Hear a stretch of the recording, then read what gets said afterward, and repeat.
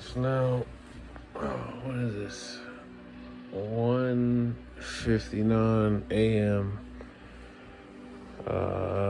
Tuesday, September 6th, 2022. This is targeted individual CJBK. And I was just basically forced to be awakened from my sleep twice this evening. But this second time, this one I think this one was more about dream manipulations and probably some type of symbolism and something. I have no idea what all of this stuff means, but I'm gonna try to explain what the dreams were. Now, I don't think it had anything truly to do with the show I was watching, because none of it made sense. But I'm pretty sure in this satanic, secret society that they got, all this stuff means something to them. So, yeah, so I'm trying to remember as much details about the dream as I can, because I don't know, maybe somebody else who understand dreams, maybe they can probably find the meaning in this stuff, because so there's this show on Netflix called Devil in Ohio. And it's about, strangely enough, just look at the details of the description. It's basically about this psychologist who takes in, or at least becomes like a temporary foster parent for this woman, this young girl who had escaped some type of satanic cult, right? She escapes this satanic cult, and whatchamacallit, and you eventually find out, well, okay, I'll just try not to give you too many details. She escapes this satanic cult, and she has like all this trauma and stuff with her, and eventually, as she's trying to find some type of normalcy with this psychologist, and the psychologist was trying to find her a more permanent home for the girl to be in. Like, the girl is a teenager, so she's not like a young girl, but you can see that there's some trauma with her, mentally, and then you could tell that she's probably been with this cult for many years. Now, there are certain things in the show that are definitely dark.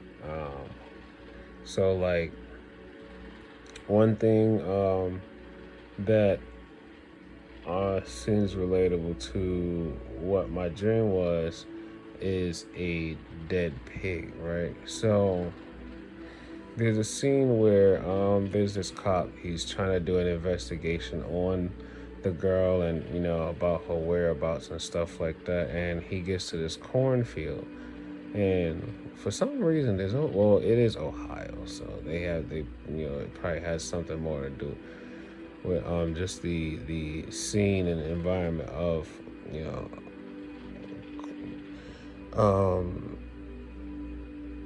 I don't know. Anyway, he goes to this cornfield where the girl had ran out of, and then to investigate a little bit more. And then when he walks into the cornfield, there's this scarecrow, right? But the scarecrow, which isn't scaring any of the crows, instead of like a normal scarecrow head, it was actually like the head of a dead pig. and there's flies buzzing around it, and then there's like a crow like sitting on the shoulder of the scarecrow. Now, in my dream, and the dream that they created, they basically, first thing I remember is, I'm trying to remember it all before they try to erase it. First thing I remember was it was like I was in a cab. It was like I was in the back. It felt like I was in a cab, and I was in the back seat with some guy, he could have been an American white guy, whatever. Um, I don't remember him. No, he did speak or say something, but I was in the back seat of this cab with this guy, and he was holding the pig. The pig was alive, actually. That's the funny thing. The pig was alive, but the pig kept biting him in his nose. And he was just like, why are you biting my nose? Stop biting my nose. And you could tell and then strangely enough, the guy had he had a pretty broad, like it was like he had like a kind of like a little fat nose. Like it was like a fat nose, but it was I don't know, I can't even really describe it, but his nose was like turning so raw, like red and raw, and the pig kept biting his nose, and he's like, stop biting my nose, stop biting my nose. And then I looked at the pig, and for whatever reason, the pig didn't have pig eyes. It had big bulging eyes that looked like fish eyes. So the pig had fish eyes. And I was like, why does he have a pig in his arm in a cab or Uber, whatever we was in? And the pig has fish eyes and not regular pig eyes. So I'm like, all right, this doesn't make sense. And then at some point, the scene changes.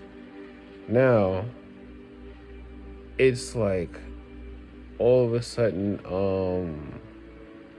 now the pig itself, let me see, I don't know if we had cut the pig's head off or something. I don't remember exactly how it happened, but next thing you know, the pig is basically like skinned, but it was still moving, and then for whatever reason the head was taken off of the pig, and so the pig's body was still moving even though it was skinned.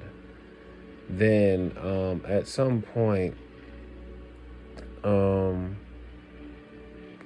piece I think then another, it was in a clear plastic bag, and then the flesh of the body of the pig, even after it was skinned, was still moving in the bag, which is some weird ass shit. And then another scene, it moves over to another scene, and it's like, because these are basically scenes. They're basically placing images in your mind, and they're trying to basically see how you would react to certain things. I think this is probably one of the ways that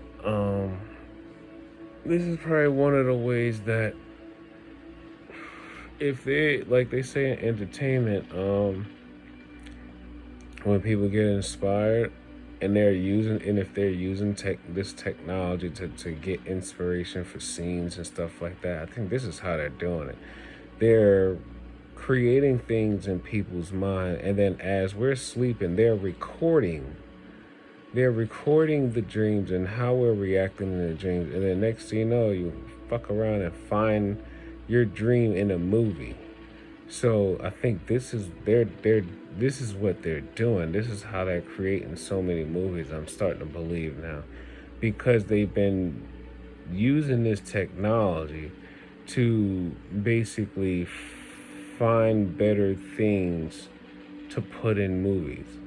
So, and anybody who tell you they don't believe in dream manipulation or implanting of dreams, they don't know. They're either trying to deceive or they just don't know. Because you can clearly go online and find multiple articles and studies of scientists who are basically recording dreams using EEGs and fMRIs and brain computer interfaces. And there's also articles and studies about how they can code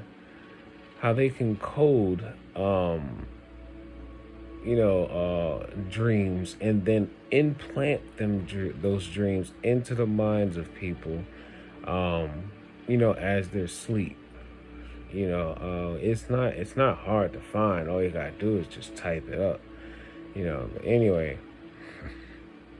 so then there's this other scene where I guess at this point, we're like butchering. We're butchering the pig.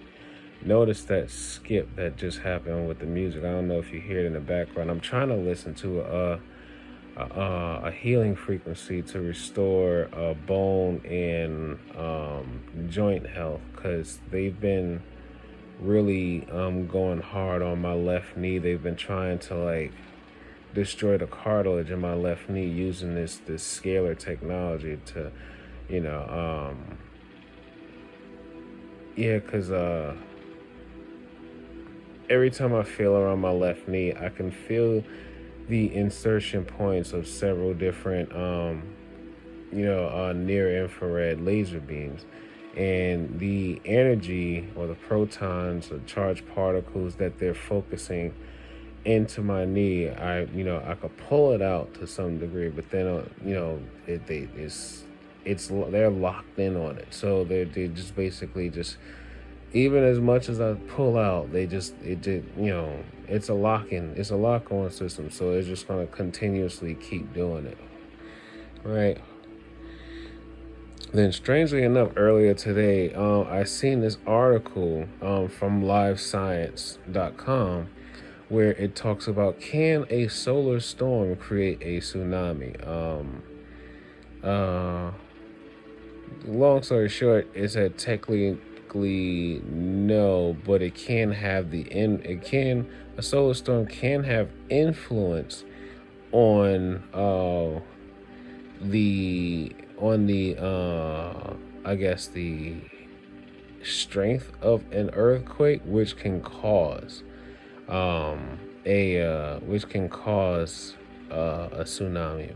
But yeah, you could read that article in more in details if you want. Just look it up. It's on livescience.com.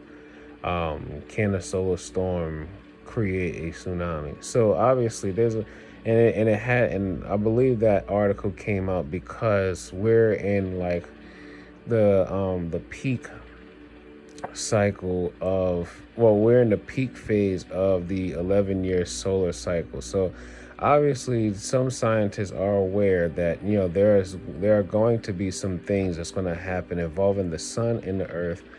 And the funny thing is, it mentions that if there's a strong enough solar storm and coronal mass ejections that come firing towards Earth, it can disrupt internet, GPS on Earth, and the satellites. So, and remember in my previous videos, I've been saying the majority of their technology is heavily reliant on, satellites and these digital cell towers, which are probably planted onto Earth by these satellites. And every time, whenever I'm feeling particular things happening in my body and whatnot, I feel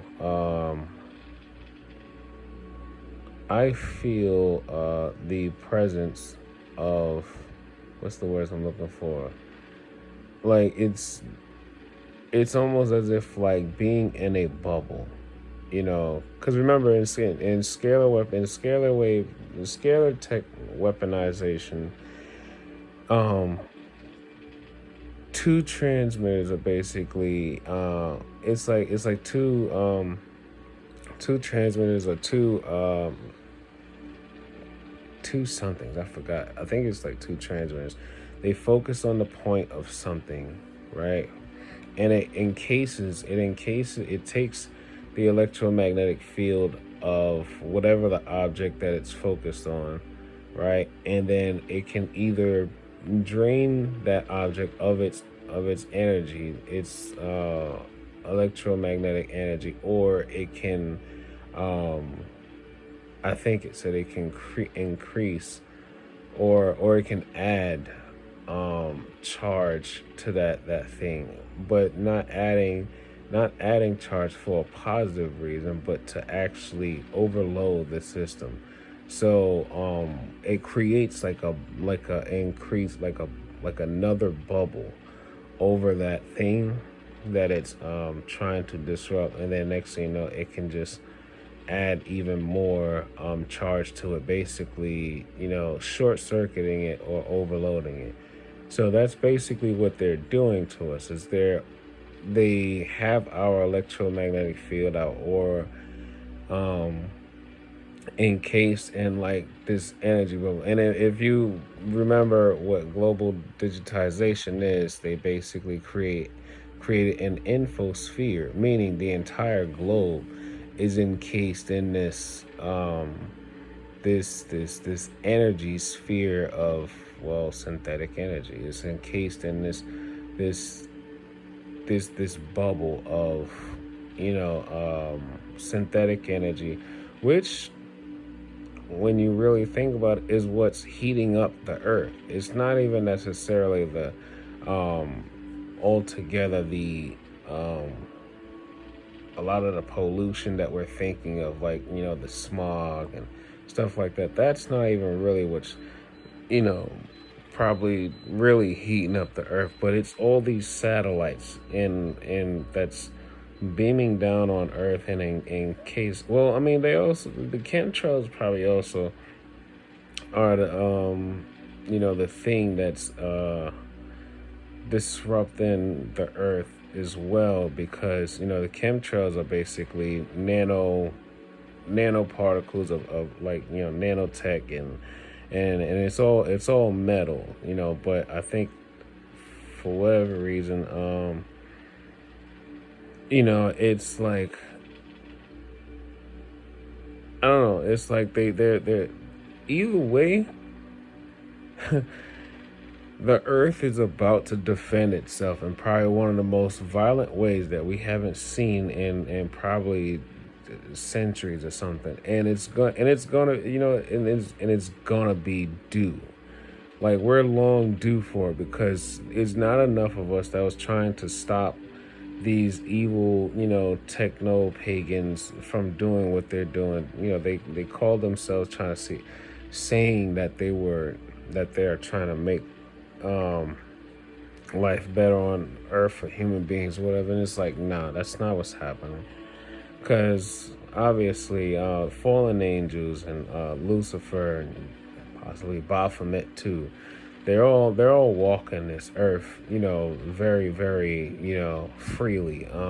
And they have possession of certain people, especially elitists, because the elitists are the ones who control much of the resources. They're the ones who's monetizing the things that we should be able to receive for free. They're the ones who are funding all of these this technology. They're the ones who's doing all this weird shit that's basically destroying the earth, But yeah, back to the dream. So at this point, we're like, I don't know, we're like butchering we're butchering the pig, I think, and then at some point, the guy, I don't think I was cutting the I don't think I was cutting the pig, but the guy, he then cuts off a piece of the pig, and the pig is still raw, and it looked like a piece of the belly. And I'm like, I'm not gonna lie, I've had pork belly, like especially like roasted pork belly or barbecued pork belly or braised pork belly, whatever. Pork belly is delicious. I'm not gonna lie. Yeah, I know a lot of people like don't eat pork. Pork is disgusting. The pig is disgusting. Da da da. Man, look, you ever had a pork belly bun? But anyway, he cuts off a piece of the pork belly or whatever, but it was raw though, and then he gives it to me to eat. And then, strangely enough, it's like I still took it and I still ate it. And I was like, man, I hope this ain't no damn. I think even within my mind in the dream, I'm thinking, man, I hope this ain't no damn. Um, I hope this ain't no damn. What's the words I'm looking for? Like some type of initiation or some shit. Cause I was like, I'm gonna make sure, pray over this. Cause anyway, and I see one of my friends, or at least I think he's my friend. I don't even know no more because a lot of people who I used to talk to all the time, they're all like, a lot of those people I used to talk to all the time, now they're all like distant from me. So I'm just like, all right, I keep mental notes of everything. Even if I can't recall it at that very moment, it's still in my mind because I don't believe they technically erase your thoughts and memories, but it's more along the lines that they actually block the neurons from exchanging or transferring the information so that you can recall it. So I don't think that you're necessarily having your memory erased, but they're preventing you from recalling your memory. So this is why I've been trying to study a lot more about frequencies that can reverse memory recall and processing, especially if you're listening to like 40 hertz. 40 hertz had already been, tested several times by scientists and doctors that like if you listen to 40 hertz for at least 30 minutes, right? Listen to 40 hertz frequency and it can actually improve your memory recall, even for short-term memory. 2 hertz stimulates the healing of nerves, and 285 actually influences the healing process for tissues and cells, and then also it also helps with healing of cuts, burns, and I think bruises or something like that. Well, yeah, because it helps regenerate tissue and cells in the body. And that music that I'm hearing, yeah, I think I said it in the beginning of the video. That's what I'm listening to. But the only problem is because I don't have any earplugs or headphones in my ears, so they're basically they have like infrasound, frequencies that are constantly being jammed into my ear, and my brain is constantly, can't turn the brain off. So it's like my brain is picking up and decoding these infrasound frequencies that they're, focusing on my mind. And then I don't know if people heard me say this before, but even when my eyes are closed or if I'm in a dark room, I see flickering of light going over my eyes. So there's so many different ways to prove that they're using near infrared laser projection of light that basically goes over your eyes. And remember, your eyes can only, decipher certain Like, well, your eyes can only decipher what's considered visible light, but it doesn't mean that even if it's not visible light, your brain still won't be picking up the images, or it still won't be decoding information from light that you can't see. Because your brain is literally like a super, it's like a natural supercomputer. So even if you can't see the light, there's still a light being projected over our eyes. Now, what they've done with this augmented society or whatever, they basically unlock portions of, the visual cortex, so then you can see probably a much broader spectrum of light. This is why people move in a way where, like, when they're looking at you, they're not necessarily looking at you. They're looking at projected images on you. So it's like when you think about holograms and stuff like that, they're living in a world of their own where they're seeing these projected images or writings or whatever, or the carvings that's over your body and everything. Like, this is some real satanic shit. All of these people are going to hell no matter what. They're going to hell. They're not, like, once they die and they leave their flesh, they're not going to get no peace. They are not going to have no peace after they die. Like, their spirit is going to be, they think the suffering that they witness here on earth is bad. You think the kidnappings and people, I mean, not to, downplay it, but when people get kidnapped or raped, or, they're being, like, tortured and cut up alive and stuff like that.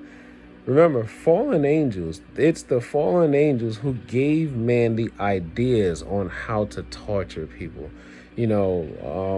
Lucifer or Azazel or whatever other names of the fallen angels, they gave man the idea, or the ideas, or the thoughts on how to torture or find enjoyment in causing harm to people. Humans aren't naturally like this. No, we are acting off of the impulse or influences of spirits that are in other dimensions that are interfering with ours. So just always remember that everything that you see that's dark and dreary and wrong with humanity, that is not natural. Like that's not what humans were put on this earth to do. Humans are generally, we are basically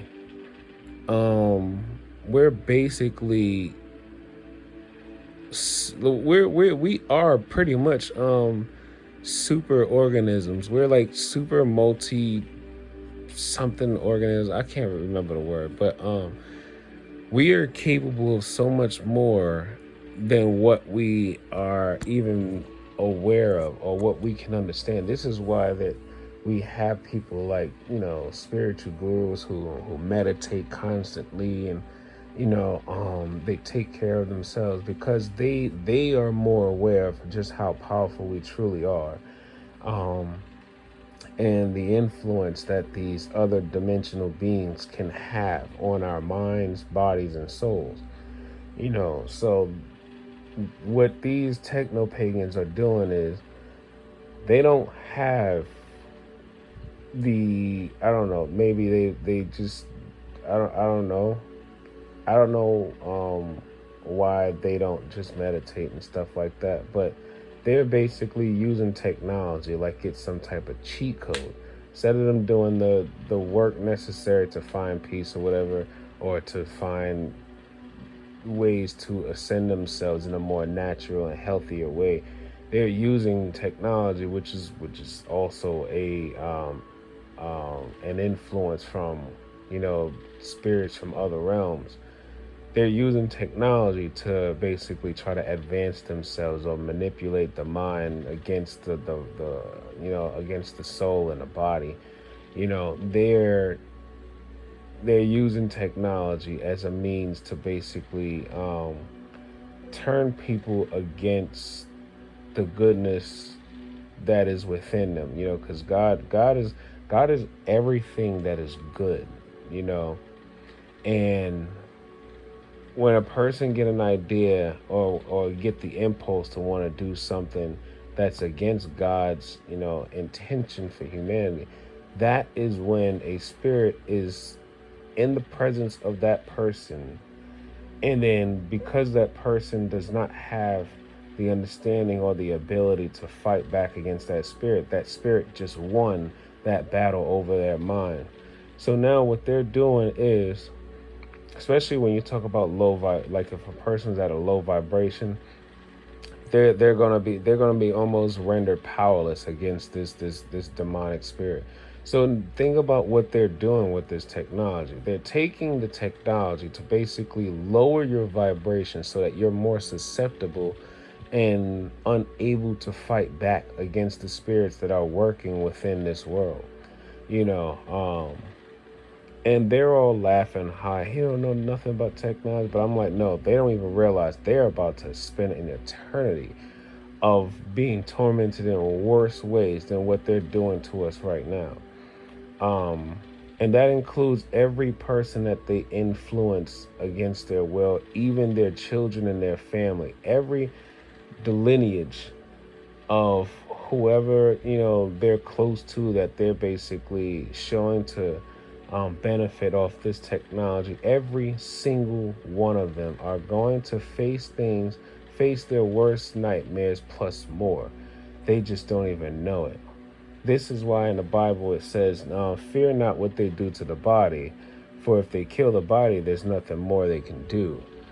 But do not fear those who can kill the body, but fear him who can, fear him who can, basically, I forgot, it was like, fear him who can send the soul, fear him who can destroy the soul, send the soul into hell. Yeah, something like that. I can't remember where it was. I don't remember if it was Matthews or something like that. But anyway, going back to my dream, right? And he gave me this piece of this raw pig meat to eat, and I just remember my friend just looking like, and I'm surprised it was him in my dream. And I'm like, damn, I know he hasn't been talking to me like that, because he used to hit me up like at least once a week or something. But now I don't hear from him at all. And then all of a sudden, here he is in my dream. And then he sees me eating this piece of, pig flesh. And he's like looking at me like, what? You actually ate it? And then he like puts his head down, and I'm like, I don't know. Then at that point, that's when I woke up. So, yeah, that's my dream manipulation for the evening. And I'm reminding everybody, do not be too fearful of what they do in the dreams and everything. We are, we're all still trying to find our ways to be. We're all trying to figure this thing out. We're all just trying to outlast, the torment and everything. So just be patient with yourself. Pray. Ask for your guardian angels or your ancestors to just come in and help guide you through all this, because it's spiritual warfare, technological warfare, psychological warfare. Literally, the idea of warfare is one of is a concept or an intention from fallen angels. And it's messed up because normally I would be getting up around this time anyway to go to work, but yeah, it's messed up because they changed my call time to 6:30. So now I actually get to sleep an extra 2 hours. But gang stalkers and these Luciferian handlers, they realized, they was like, okay, so we're gonna mess with him and wake him up several times so he doesn't get any full rest before he actually has to hear his alarm. So there's that. But anyway, yeah, that's it for now. I'm gonna try to see if I can get at least another hour and a half or something of sleep. But all right, y'all. I'll talk to y'all later. Remember, take life one breath, one thought, one step, one day at a time. Peace.